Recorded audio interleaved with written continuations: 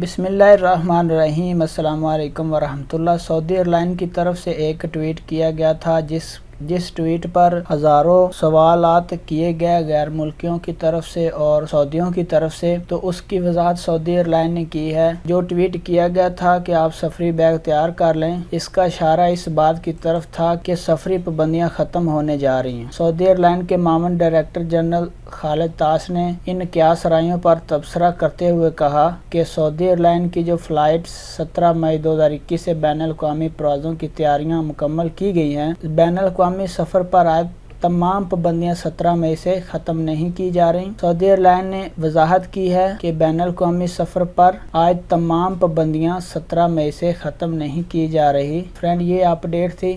سعودی airline کی طرف سے ایک ٹویٹ کیا گیا تھا کہ اپنے بیگ تیار کر لو، جو آپ کی سکرین پہ شو ہو رہا ہے، کل 17 اپریل 2021 کو۔ تو اس کے متعلق ہزاروں سوالات سعودیوں اور مقیم غیر ملکیوں نے کیے تھے، جس کی آج وضاحت آ گئی کہ جو 17 مئی کو فلائٹس اوپن ہونے سے تمام سفری پابندیاں ختم نہیں ہوں گی۔ اپنا بہت سارا خیال رکھیے گا۔ السلام علیکم ورحمۃ اللہ۔